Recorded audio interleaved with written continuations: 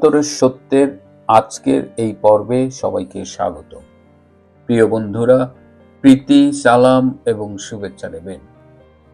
আজকাল তো বাংলাদেশের পত্রিকা খুব একটা পড়ি না, সেটা পড়ার কোনো উপায় নেই। নিউজ তো ছাপা হয় না, গার্বেজ ছাপা হয় প্রায়। তো ফেসবুকটা স্ক্রল করি, ফেসবুকে অনেক খবর পাই। ফেসবুক না থাকলে আবার অনেক কিছুই জানতাম না।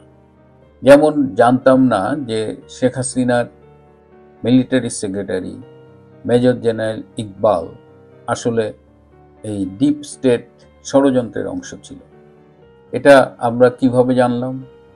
ফেসবুক থেকে আমরা জানলাম যে মাননীয় প্রধানমন্ত্রী শেখ হাসিনার এই মিলিটারি সেক্রেটারি, তাকে যখন খুব রিসেন্টলি সেনাবাহিনী থেকে পররাষ্ট্র মন্ত্রণালয়ে ন্যস্ত করা হলো রাষ্ট্রদূত হিসেবে পদায়ন করার জন্য, তখন আমার ফেসবুকের বুদ্ধিজীবী এবং বিপ্লবীরা বললেন, এই যে দেখেন প্রাইস পোস্টিং পেয়েছে। যদি আওয়ামী লীগের ভেতরের থেকে ষড়যন্ত্র না করবে তাহলে তো তার এই প্রাইস পোস্টিং পাওয়ার কথা না। কিন্তু এখন আমরা গতকাল দেখলাম এই মেজর জেনারেল ইকবালের বিরুদ্ধে ওয়ারেন্ট জারি হয়েছে, আইসিটি থেকে অ্যারেস্ট ওয়ারেন্ট জারি হয়েছে। তাহলে এখন আমরা কি বলবো? যদি ডিপ স্টেটের ষড়যন্ত্রকারী হয় তাহলে কেন তাকে এখন এই অ্যারেস্ট ওয়ারেন্ট ফেস করতে হচ্ছে? আমরা না একটু সময় নেই না, যখন তখন যাকে ইচ্ছে ট্যাগ দিয়ে দিই, এবং এই ট্যাগ দেওয়ার একটা প্রতিযোগিতা চলছে, মানে কে কাকে কত আগে ট্যাগ দিতে পারে। এবং ট্যাগ দিয়ে আমরা মনে করি যে আমরা একটা বিশাল ইনভেস্টিগেশনের কাজ করে ফেলেছি এবং খুব উপকার করেছি। কিন্তু আমরা যে এই ট্যাগটা দেই, এটা কিসের বেসিসে দেই, কোন তথ্যের উপরে ভিত্তি করে দেই, বা আদৌ কিছু নাকি এগুলো আমাদের মস্তিষ্ক প্রসিত? বাস্তবে এরকম কিছু ঘটনা আছে কিনা সেটা আমরা দেখি না। সম্প্রতি গত 6 অক্টোবর সাবের হোসেন চৌধুরীর সাথে 3 দেশের রাষ্ট্রদূত দেখা করেছেন। সুইডেন, ডেনমার্ক আর নরওয়ের ঢাকাস্থ 3 রাষ্ট্রদূত দেখা করেছেন। সাবের হোসেন চৌধুরীর গুলশানের বাসায় তারা মোটামুটি এটাকে গোপন বৈঠক বলা যায়, কারণ তারা 3 জন একই গাড়িতে গেছেন। সেই গাড়িতে কোনো প্রোটোকল ছিল না, কোনো ফ্ল্যাগ ছিল না। তো সেই থেকে এটি আসলে আর গোপন থাকেনি, এটা জানাজানি হয়ে গেছে। কিন্তু তারা কেন গিয়েছিলেন? ফেসবুক পড়ে জানলাম যে তারা গিয়েছিলেন একটা রিফাইন্ড আওয়ামী লীগ গঠনের প্রস্তাব নিয়ে। সাবের হোসেন চৌধুরীকে বলেছিলেন রিফাইন্ড আওয়ামী লীগ যে হবে সেটা নিশ্চয়ই প্রধান হওয়ার প্রস্তাব দিয়েছিলেন, কিন্তু সাবের হোসেন চৌধুরী না বলে দিয়েছেন। তো এটা নিয়ে একটু খুঁজতে যাবেন যে সাবের হোসেন চৌধুরী কিন্তু ওই বৈঠকের পর থেকে তার মোবাইলগুলো বন্ধ, তো আপনি চাইলেও তার সাথে যোগাযোগ করতে পারছেন না। তাহলে কি ঘটনা ঘটলো? আচ্ছা, আমি খুঁজে পাই না যে গোপনে 3 রাষ্ট্রদূত গেছেন। এটার একটা কারণ হলো যে আওয়ামী লীগের কার্যক্রম যেহেতু নিষিদ্ধ, এখানে একটু টেকনিক্যাল প্রবলেম আছে, তাই হয়তো তারা গোপনে গেছে। কিন্তু রিফাইন্ড আওয়ামী লীগ করবে, রিফাইন্ড আওয়ামী লীগ করলে সাবের হোসেন চৌধুরীকে প্রস্তাব দিলে তিনি রাজি হবেন, এই ধারণাগুলো পশ্চিমা বিশ্বকে কে দিল? আদৌ কি তারা রিফাইন্ড আওয়ামী লীগের প্রস্তাবনা নিয়ে গেছে? আদৌ কি তারা রিফাইন্ড আওয়ামী লীগ নিয়ে আলোচনা করেছে?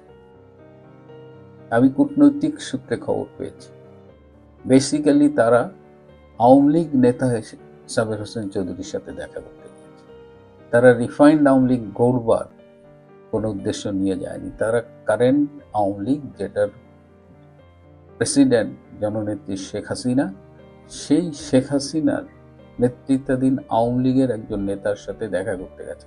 আচ্ছা, এই মুহূর্তে যদি আওয়ামী লীগের কারোর সাথে বাংলাদেশে কথা বলতে যায় বিদেশি প্রতিনিধিরা, সেটা গোপনে হোক প্রকাশে হোক, কার সাথে কথা বলবে? অধিকাংশ নেতা হয় জেলে, নইলে আত্মগোপনে, আর সামান্য কয়েকজন দেশের বাইরে। তো naturally Saber Hossain Chowdhury is one of the options. Awami লীগের নেতৃবৃন্দের সাথে কথা বলতে চাইলে সাবের হোসেন চৌধুরীর সাথে কথা বলা যায়, এবং তিনি যে কথা বলেন এই যে বিদেশি প্রতিনিধিদের সাথে, শুধুমাত্র যে এই 3 জন রাষ্ট্রদূতের সাথে তিনি কথা বলেছেন সেটা না, এর আগেও বিভিন্ন অন্য দেশের রাষ্ট্রদূত বা এখন বিদেশ থেকে বিভিন্ন দেশের প্রতিনিধি দল বাংলাদেশে আসছে, তাদের সাথে সাবের হোসেন চৌধুরীর মিটিং হয়।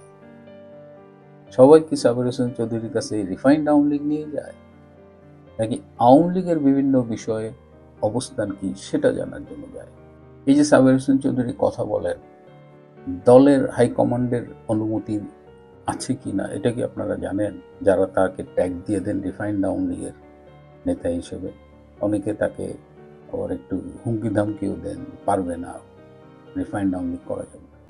আমি যতদূর জানি তিনি দলের অনুমতি নিয়েই, দলের শীর্ষ নেতৃত্বের অনুমতি নিয়েই এই মিটিংগুলো করেন। এই যে 3 রাষ্ট্রদূত তার বাসায় গেলেন, তার সাথে কি নিয়ে আলাপ?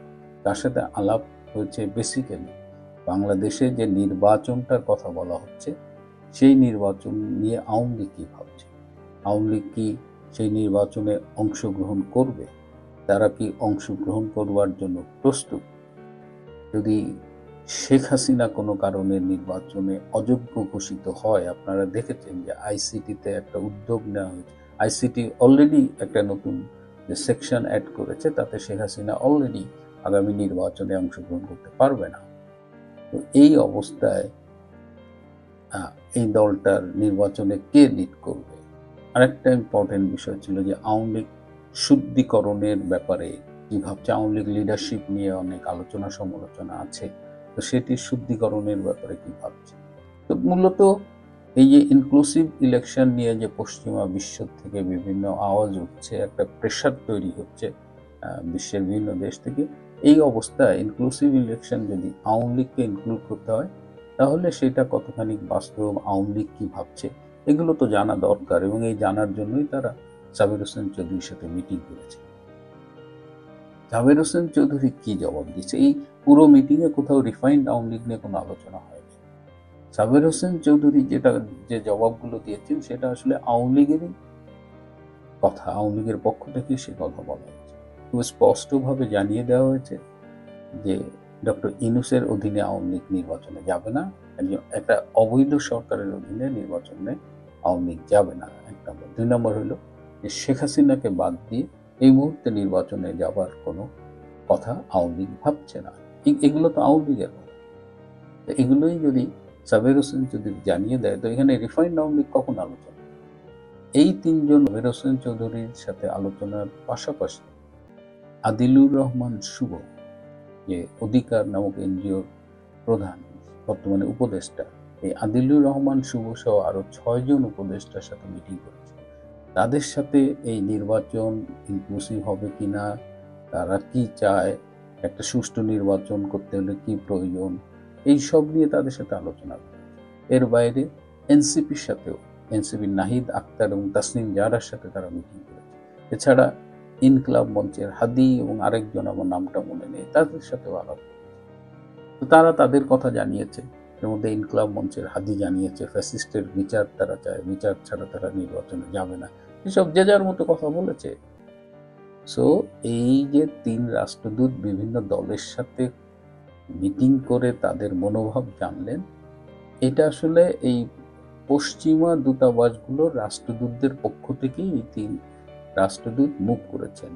এটা 3 দূতাবাসের বিচ্ছিন্ন কোনো উদ্যোগ না।